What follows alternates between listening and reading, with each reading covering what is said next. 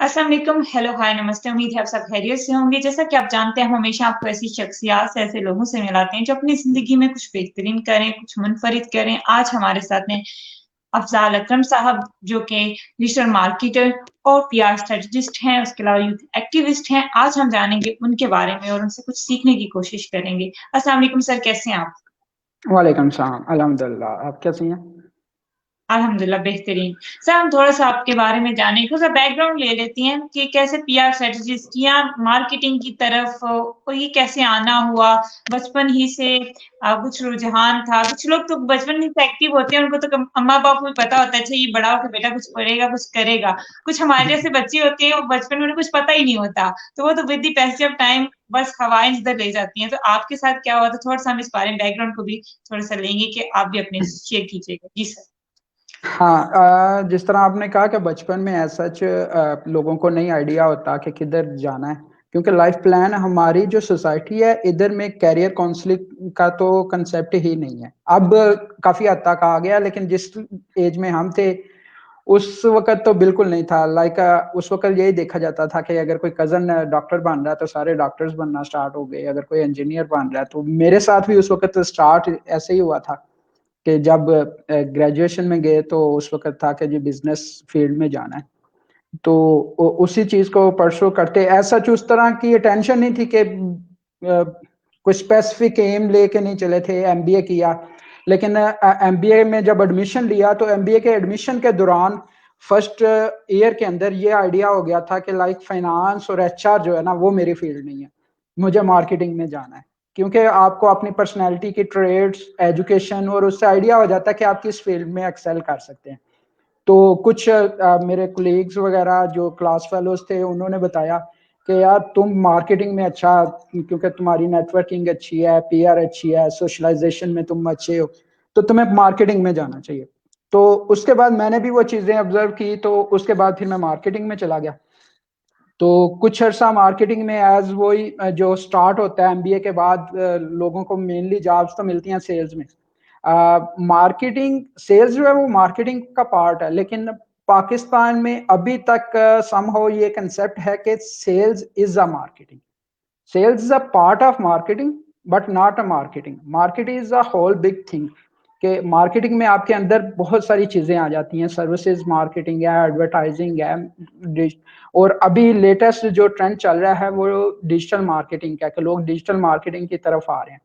तो मैंने भी तकरीबन आज से 4 से 5 साल पहले अपनी फील्ड को थोड़ा सा स्विच किया कि जो मैंने डिजिटल मार्केटिंग में पोटेंशियल देखा, तो मैं फिर डिजिटल मार्केटिंग की तरफ कन्वर्ट हो गया। और इसके लिए डिफरेंट स्टडी के बाद सर्टिफिकेशंस की।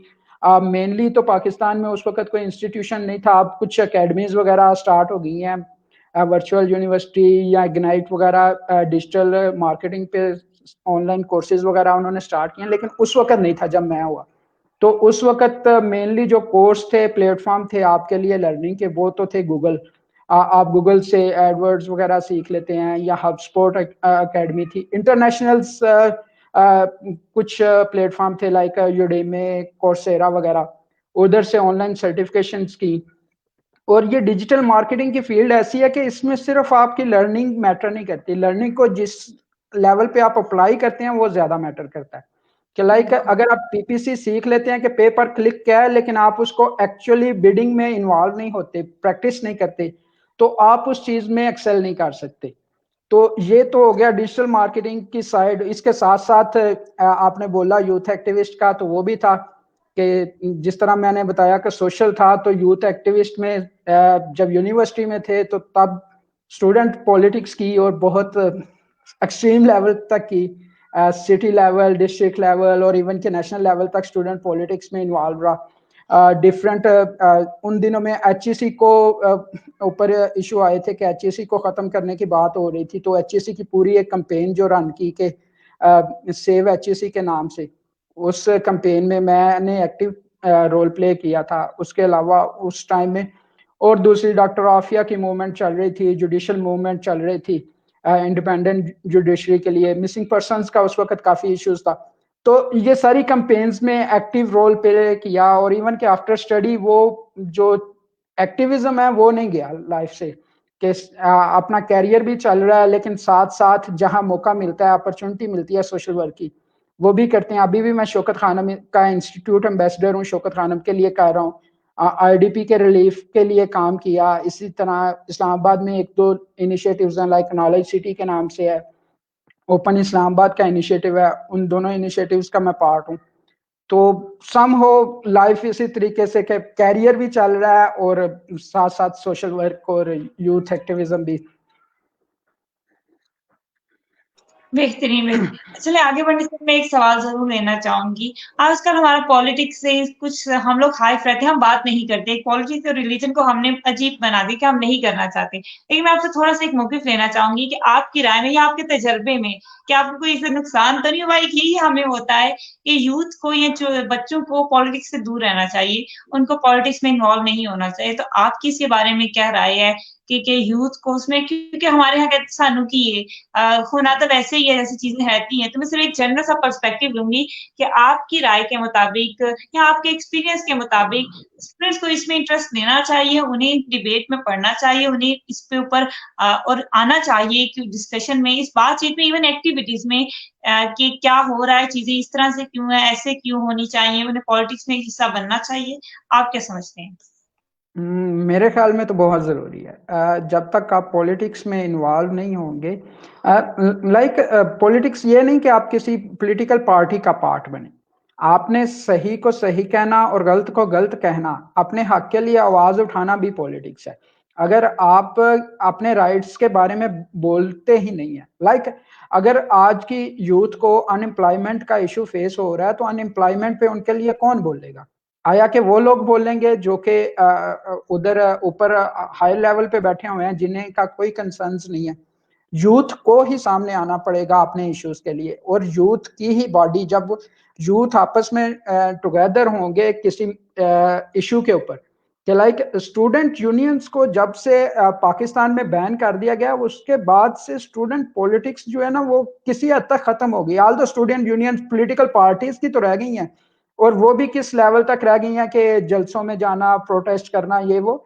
लेकिन एक्चुअली जो स्टूडेंट्स के स्टडी सर्कल्स का एक ट्रेंड होता था, यूनिवर्सिटीज लेवल पे सेमिनार्स होते थे, स्टूडेंट्स की ग्रूमिंग होती थी, डिबेटिंग सोसाइटीज होती थी, और जिधर से वो फ्यूचर की लीडरशिप नेशनल लेवल पे भी आती थी। और अभी देखें, अभी आपकी लीडरशिप जो आ रही है वो उस लेवल की ग्रोम नहीं है जो कि लीडरशिप आपको 80s में मिल रही थी, जब स्टूडेंट पॉलिटिक्स और ये सारी चीजें एक्टिव थी। अभी भी देखें जो मेन स्ट्रीम पोलिटिकल पार्टीज हैं, including president of Pakistan, speaker national assembly, ये सारे वो हैं कि जो उस जमाने में स्टूडेंट पॉलिटिक्स में इंगेज रहे, उन्होंने अपने आप को ग्रूम किया। और वो लोग जो कि किसी फ्यूडल बैकग्राउंड से आए हैं, उनको आप इनके साथ कंपीट करेंगे तो इनका लेवल बहुत अप है। ये किसी इशू पे बात करते हैं तो पता चलता है यार इन्हें ग्रूमिंग का आइडिया है, इनकी ग्रूमिंग हुई है, ये ग्रास रूट से आए हैं, ये लोगों को इश्यूज को समझते हैं। तो इसलिए, और फिर उनकी स्पीकिंग स्किल्स, मुझे जो सब कुछ सबसे ज्यादा फायदा दिया वो तो स्टूडेंट पॉलिटिक्स से यही हुआ कि मेरी कम्युनिकेशन स्किल्स बहुत ज्यादा इंप्रूव हुई। मुझे अच्छी तरीके से याद है कि जब आया था एमबीए में, तो इस्लामाबाद आया, एक गांव से मेरा तल्लक बेसिकली सियालकोट के एक तहसील है डस्का, उधर से है। तो मैं जब इस्लामाबाद आया तो उस वक्त कभी कॉलेज लाइफ में तो प्रेजेंटेशन वगैरह वाला कंसेप्ट ही नहीं होता था। तो पहली प्रेजेंटेशन थी मैनेजमेंट की, और टीचर ने सबसे पहले मुझे कह दिया। अब उस वक्त क्लास फेलोज के साथ भी इतनी नो हाउ नहीं थी, तो ये एक ऐसी अपॉर्चुनिटी थी कि जब मैं उधर गया डाइस के ऊपर प्रेजेंटेशन देने के लिए, आल्दो की तैयारी अच्छी थी, लेकिन फिर भी टांगें कांप रही थी, आवाज, पसीने आए हुए पेशानी पे, और सारे वो लोग पूछते हैं कि यार क्या हुआ। और वो जो मेरे क्लास फेलोज थे जिनका बैकग्राउंड अच्छा था, अच्छी स्कूलिंग थी, वो बहुत नेक्स्ट लेवल की प्रेजेंटेशन दे रहे थे, लेकिन मुझे उधर अपने वो एक होता है ना इन्फेरिटी कम्प्लेक्स, वो आया। लेकिन जैसे ही मैं स्टूडेंट पॉलिटिक्स में एंगेज हुआ, स्टूडेंट पॉलिटिक्स में डिबेटिंग स्टार्ट हुई, डिफरेंट इश्यूज पे डिबेट, तो मेरी वो कम्युनिकेशन स्किल्स बहुत इंप्रूव हो गई। उसके बाद हजारों लोगों के इज्तिमा में भी अगर स्पीच करने का कभी मौका मिला, तो वो जो एक थरथराहट या जो एक वो कंफ्यूजन होती है या आपको शाइनेस होती है, वो सारी खत्म हो गई। उसके बाद फिर एक कॉन्फिडेंस, इनर कॉन्फिडेंस आ गया कि आपने किसी दूसरे बंदे से बात करना। तो ये जो स्टूडेंट पॉलिटिक्स या जो एक्टिविज्म है ना, मैं ये नहीं समझता कि सिर्फ स्टूडेंट पॉलिटिक्स ही है।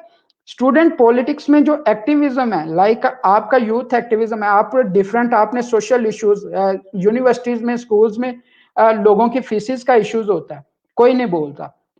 अगर स्टूडेंट अपनी फीसिस के इश्यूज पे, लाइक इंस्टीट्यूशन इंक्रीज कर रहे हैं, वो उसके ऊपर आवाज उठाएंगे तो उनकी आवाज की एक वैल्यू होगी। लेकिन जब वो नहीं अपनी आवाज उठाएंगे तो कोई दूसरा उनके लिए आवाज नहीं उठाएगा।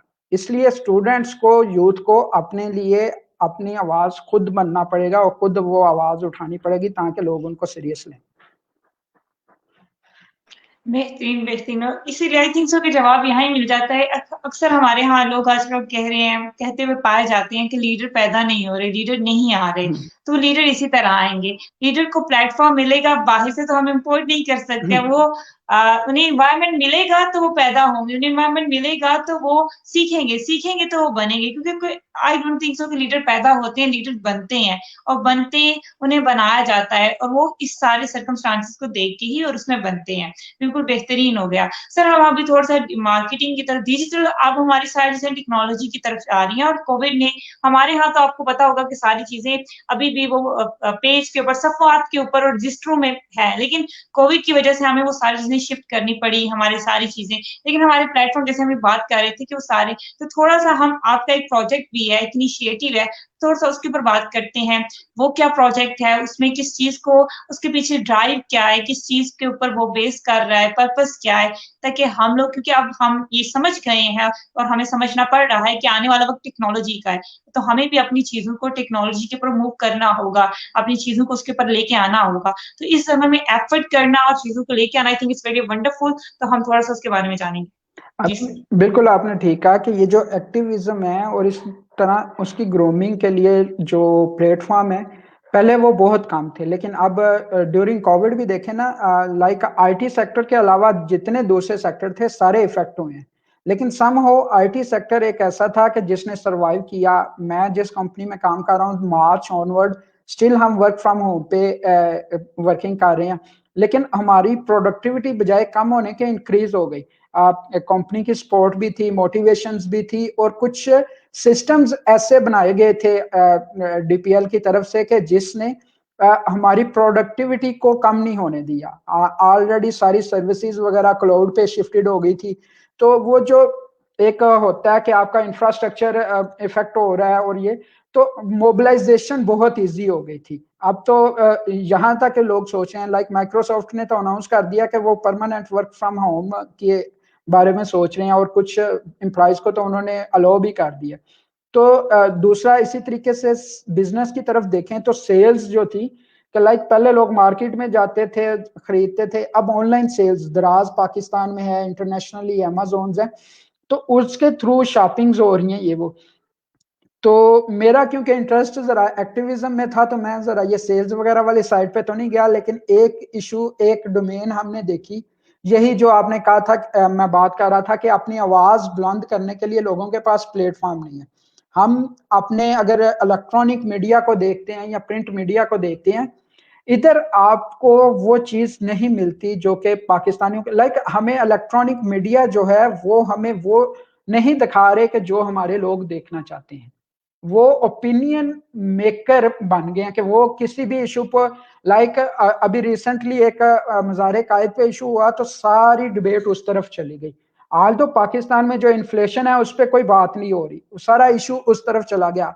आम आदमी को क्या इश्यूज फेस हो रहे हैं, लाइक अगर किसी के मोहल्ले में पानी का मसला है तो वो मेन स्ट्रीम मीडिया में आपको हाईलाइट होता नजर नहीं आ रहा। अगर किसी के एजुकेशन का मसला है, उसके बच्चे को अच्छी स्कूलिंग नहीं मिल रही, तो उसका मेन स्ट्रीम मीडिया में कहीं हाईलाइट नहीं हो रहा।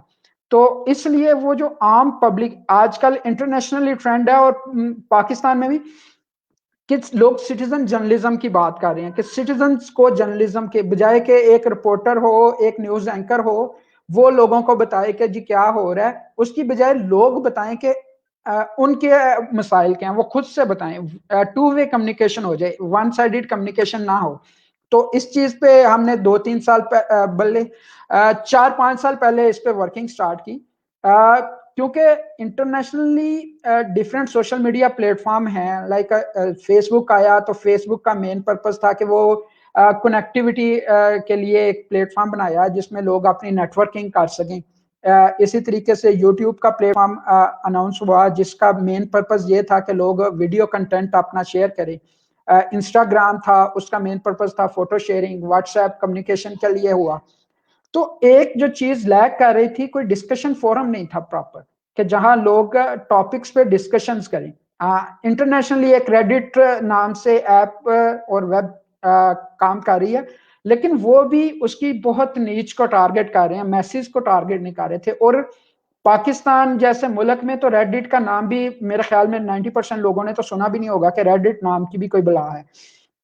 तो हमने उस चीज को माइंड में रखते हुए एक टॉपिक सेंट्रिक प्लेटफॉर्म बनाया और उसके ऊपर हमने वर्क किया। उसका पहले हमने वेब वर्जन लॉन्च किया, उसमें जो हमें फीडबैक आया लोगों की तरफ से कि जी वेब पे लोगों ने कहा कि ये मुश्किल है, हमें मोबाइल ऐप दें। तो मोबाइल ऐप होगी तो वो हमारे लिए यूज करना इजी होगा। तो फिर हमने उसके मोबाइल ऐप पे काम किया। लास्ट 6 मंथ हमने उस पर काम किया। तो अभी अल्हम्दुलिल्लाह हम इस स्टेज में आ गए हैं कि हम उस ऐप को इंटरनली टेस्ट कर रहे हैं। प्ले स्टोर पे वो है तो पब्लिक, लेकिन वो इंटरनली टेस्ट के लिए हमने रखी हुई है। उसके ऊपर कुछ इश्यूज हैं, उसकी यूजेबिलिटी वगैरह उसको हम चेक कर रहे हैं और hopefully very soon with in a month हम इसको पब्लिक कर देंगे। मेन पर्पस यही है कि लोगों को सिटीजन जर्नलिज्म की तरफ लाया जाए, मैसेज को अट्रैक्ट किया जाए कि वो अपने इश्यूज के बारे में रेज करें और टॉपिक सेंट्रिक हो बजाय के डिस्कशन।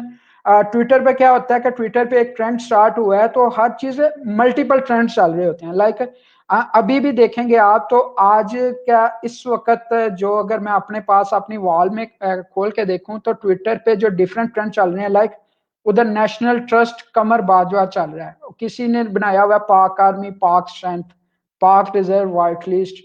ये डिफरेंट ट्रेंड्स जो हैं अभी ट्विटर पे चल रहे हैं, लेकिन लाइक पाक आर्मी के ही रिलेटेड 3 डिफरेंट ट्रेंड चल रहे हैं। इसका मतलब कि वो डिस्कशन जो है एक दिन में ही डिफरेंट टॉपिक्स में, लाइक कोई कमर बाजवा की तरफ जा रही है, कोई एंटी आर्मी है, कोई प्रो आर्मी है, तो डिस्कशन जो होती है वो स्कैटर्ड हो जाती है। इसी तरीके से फेसबुक पे देखें तो उधर भी बबल्स बन जाते हैं।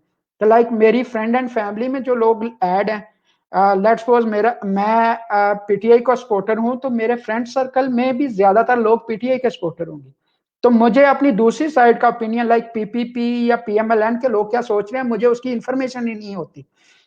तो वो बबल्स बन जाते हैं और फिर लोगों की ओपिनियन भी माइंडसेट उसी तरह की तरफ चले जाता है। लेकिन जो हमने प्लेटफॉर्म बनाया उसमें पीटीआई का एक ही पेज है और उस पे प्रो या एंटी सारी डिस्कशन सेम पेज पे होगी। ये नहीं हो सकता कि पीएमएलएन वाले किसी और पेज पे डिस्कशन कर रहे होंगे और पीटीआई वाले किसी उधर टॉपिक मैटर करेगा।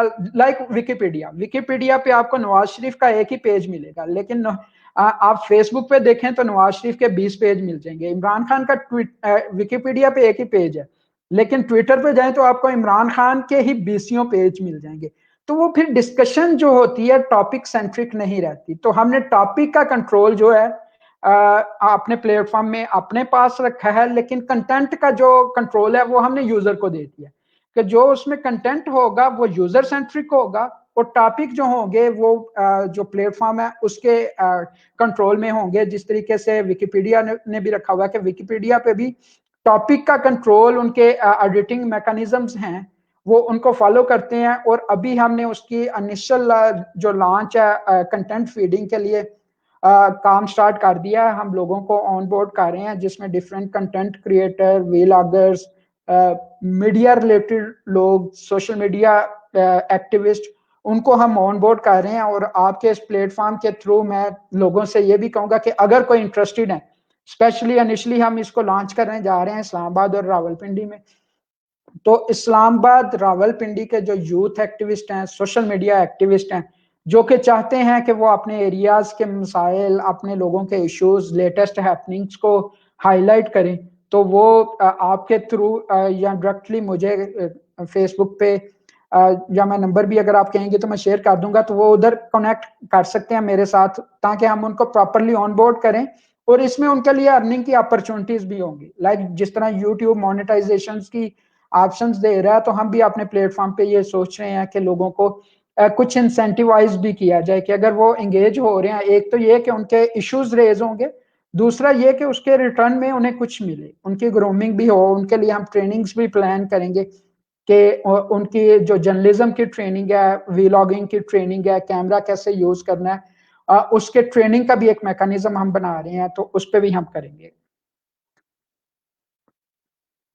बेहतरीन, आई थिंक ये बहुत बेहतरीन हो जाएगा और ये बहुत जरूरी भी है कि लाइक हर जगह पे तमाम ममालिक में ये होता है कि लोग टॉपिक एक फेंक देते हैं, उसमें जरूरी नहीं होता कि हम लोग एक चीज के ऊपर बात करने के आदी हो जाते हैं और उसमें हमारा माइंड सेट भी वैसा ही बन जाता है, स्टिक हो जाते हैं। तो फिर हम किसी दूसरे नजरिए को या किसी दूसरी रियलिटी को एक्सेप्ट नहीं करते हैं, रिजिड हो जाते हैं। तो जब इस तरह की चीजें आएंगी तो लोगों को पता भी चलेगा, रियलिटी बेस वो जज नहीं करेंगे और वो उसके ऑथेंटिसिटी को भी जानेंगे और फिर वो अपनी कोई राय बनाएंगे। फिर वो उस चीज के ऊपर जो है वो सोचेंगे और फिर उसके ऊपर काम करेंगे। तो I think that's really wonderful, और ऐसा होना भी चाहिए। हमें इन चीजों के ऊपर डिस्कशन करनी भी चाहिए, हमें बस एक टॉपिक फेंकना चाहिए और यूथ को कहना चाहिए कि उसके ऊपर बातचीत करे, अपने नजरियात रखे और डिफरेंट रखे, एक चीज के ऊपर स्टिक नहीं होना चाहिए। बेहतरीन सर, मैं थोड़ी सी यूथ के लिए भी लेना चाहूंगी, as you are youth activist. तो हमारे यहाँ यूथ का आजकल बड़ी डिस्कशन होती है, यूथ को सभी बहुत डिस्कस करते हैं और उसके ऊपर बात भी करते हैं। तो थोड़ा सा मैं आपसे भी लेना चाहूंगी कि हमें यूथ को कहा जाता है कि डायरेक्शन की, यूथ अच्छी है, बहुत पोटेंशियल है, बहुत कुछ कर सकती है, एक डायरेक्शन की कमी है, एक डायरेक्शन नहीं है इनके पास। तो आप क्या इस एज अ यूथ एक्टिविस्ट आप इस चीज को किस तरह से लेते हैं और आपकी क्या राय है और आप क्या कहना चाहेंगे, कोई एडवाइस देना चाहें, कोई मैसेज देना चाहें? बिल्कुल ठीक कह रही हैं आप। जितना हमारी यूथ में पोटेंशियल है, शायद ही पूरी दुनिया में किसी और मुल्क के यूथ में इतना पोटेंशियल हो। और पाकिस्तान की तो 60% से ज्यादा पॉपुलेशन ही यूथ है।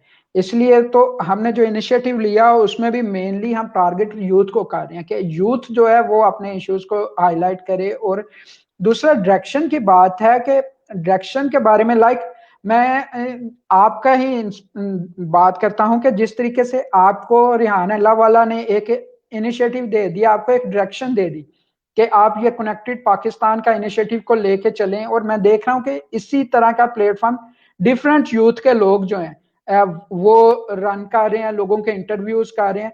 इसका क्या फायदा हो रहा है कि आपको एक तो ये होगा कि आपकी कम्युनिकेशन स्किल्स इंप्रूव हो रही हैं, दूसरा आपकी जिन लोगों से आप इंटरेक्ट कर रहे हैं, इंटरव्यूज कर रहे हैं, आपकी पीयर उनके साथ बन रही है। और थर्ड, आपके प्लेटफॉर्म के थ्रू बहुत सारे ऐसे नौजवान हैं जिनको डिफरेंट लोगों से सीखने का मौका मिल रहा है। तो लाइक आज अगर मैं बैठा हूं तो मैं अपनी लाइफ के एक्सपीरियंसेस शेयर कर रहा हूं, बजाय के लोग एक, क्योंकि वो एक स्टेज थी कि जब लोग कहते थे कि जब तक आप मिस्टेक नहीं करोगे तो आप सीखोगे कैसे। वो ऑब्वियसली वो बात है, लेकिन अगर आपको किसी के एक्सपीरियंस से सीखने का मौका मिल जाता है तो जरूरी नहीं आप मिस्टेक करके वो सीखें, आप किसी के एक्सपीरियंस से भी सीख सकते हैं कि उसने अपनी लाइफ में कैसे एक्सेल किया। सक्सेस स्टोरीज हैं पाकिस्तान में, और आप जैसे कर रही हैं इस प्लेटफॉर्म के थ्रू यूथ को उनके रोल मॉडल सामने आएंगे।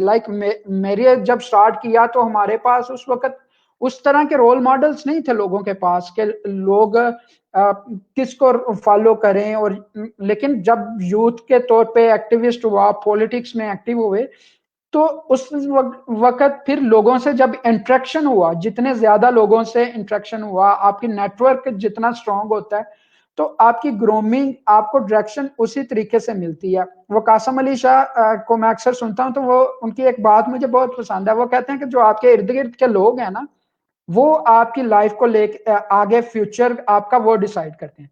अगर आपके साथ आपके 5 दोस्त हैं जो कि निकम्मे हैं, जिनको घर वाले भी नहीं पूछते, उनके गली मोहल्ले वाले भी नहीं पूछते, और उनका कोई रोजगार भी नहीं है, तो एट द एंड क्या होगा, आप उन 5 के साथ रह के आप भी निकम्मे हो जाएंगे।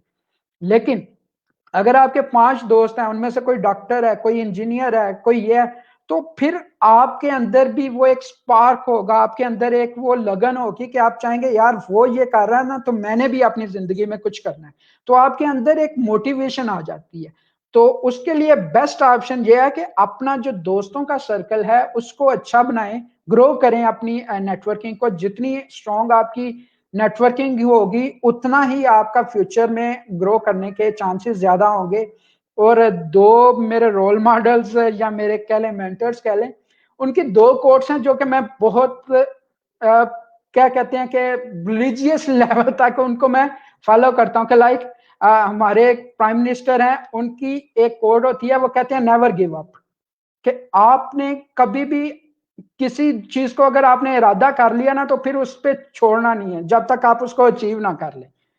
तो नेवर गिव अप की जो एक आइडियोलॉजी है ना, वो हमारी यूथ को जरूरी है। अगर वो सोच लेते हैं कि उन्होंने फ्यूचर में बिजनेसमैन बनना है तो फिर नेवर गिव अप। एक में फेल होंगे, दो में फेल होंगे, लेकिन तीसरे चौथे में, एडिसन जो था जब उसने बल्ब बनाया था तो वो 10,000 अटेम्प्ट उसने की थी। अगर वो ये सोच लेता एक अटेम्प्ट के बाद, दूसरी अटेम्प्ट के बाद छोड़ देता तो वो बल्ब कौन बनाता।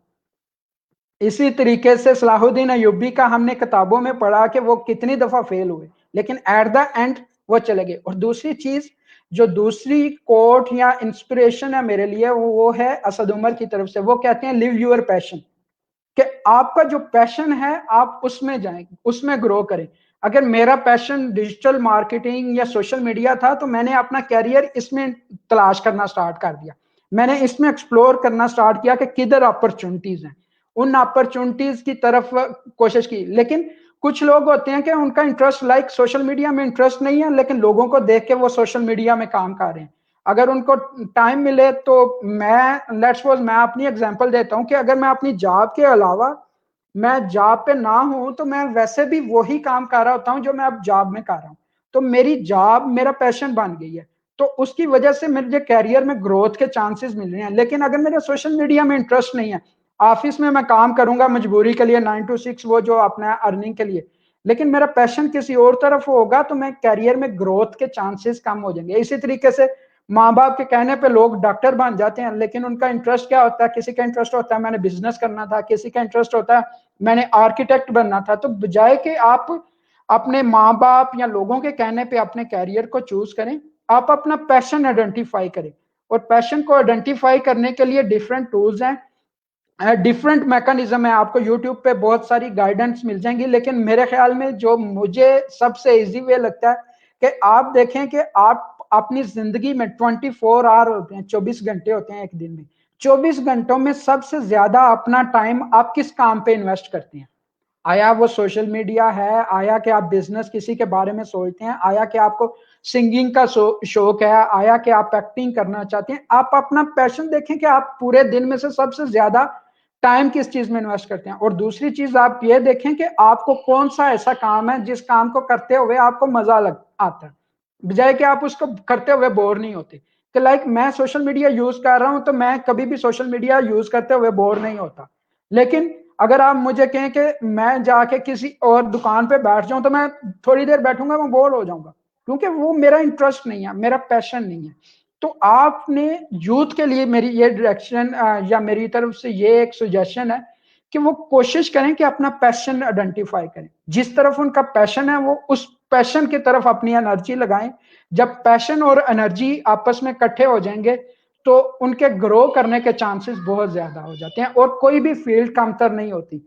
ये सोशल मीडिया, अगर मैं आज कह रहा हूं तो सोशल मीडिया आज से 5 साल पहले तक लोग इसको कुछ भी नहीं समझते थे, मेजॉरिटी लोग जानते नहीं थे। इवन कि अभी देखें टिकटॉक को, एक देखें टिकटॉक के नाम से एक प्लेटफॉर्म चाइनीज ऐप आई, लोग टिकटॉक पे वो गाने बजाने की, वो डांसिंग की वीडियोस बनाते, लोग कहते थे यार ये क्या करते हैं, शुगर लगाते रहते हैं, कोई अच्छा काम करें। लेकिन अभी इन दिनों में वो टिकटॉकर जो स्टार्ट में उन्होंने स्टार्ट किया, ग्रो कर गए, अब वो लाखों में कमा रहे हैं। उनका वो, उनका जो पैशन था उसी में उनके लिए अर्निंग की अपॉर्चुनिटीज बन गई, उनके लिए वो बिजनेस बन गया। तो सबसे मेन चीज ये है कि आपने अपना पैशन आइडेंटिफाई करना है, और जिस जगह आपको आपका पैशन मिलता है आप उस पैशन में अपनी एनर्जी लगाएं। जब पैशन और एनर्जी मिलेगी तो इंशाल्लाह अल्लाह ताला सक्सेस देगा। और दूसरा सबसे बढ़कर बात कि पैशन और एनर्जी के बाद फिर बिलीव रखना है, आपने कंसिस्टेंट रहना है। ये नहीं होना कि अगर आपने कोशिश की है 15 दिन किया और उसके बाद आप हार के बैठ जाएं। कंसिस्टेंसी भी मैटर करती है, और बिलीव ऑन अल्लाह, कि अल्लाह अगर आप मेहनत करते हैं तो अल्लाह ताला कहते हैं कि जो बंदा मेहनत करेगा सच्चे दिल से, मैं उसको उसकी मेहनत का फल जरूर दूंगा।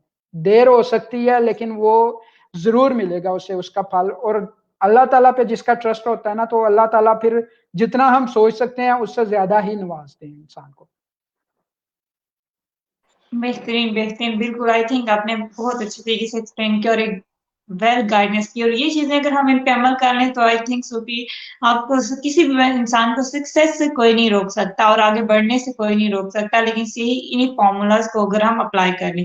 Thank you so much sir for your time for this discussion. It's a really healthy and wonderful discussion for all. Thank you so much. You are doing a great job और आप इसी तरह बेहतरीन काम करते रहें। सर आई गेस तो हर बात में कोई पैगाम था, मैसेज था, लेकिन फिर भी at the end anything you want to say, any message, any advice?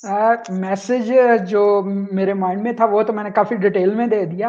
Last पे मैं यही कहूँगा कि अगर कोई वो जो मैंने थोड़ी देर पहले बात की थी कि इस्लामाबाद पिंडी के स्पेशली जो सोशल मीडिया एक्टिविस्ट हैं, यूथ एक्टिविस्ट हैं, जो कि कुछ करना चाहते हैं, उनके लिए प्लेटफॉर्म एक हमने बना लिया है और फॉर्मली हम उसको अनाउंस भी कर देंगे नेक्स्ट मंथ। लेकिन अभी इनिशियल फेज में, क्योंकि हम उसकी इंटरनल टेस्टिंग की फेज में हैं, अगर कोई इस्लामाबाद या रावलपिंडी के लोग मुझे सुन रहे हैं और वो इंटरेस्टिंग है इस चीज़ में, मैं अस्मा के थ्रू या डायरेक्टली, अस्मा मेरी प्रोफाइल शेयर कर देंगे तो आप डायरेक्टली मुझसे कनेक्ट कर सकते हैं।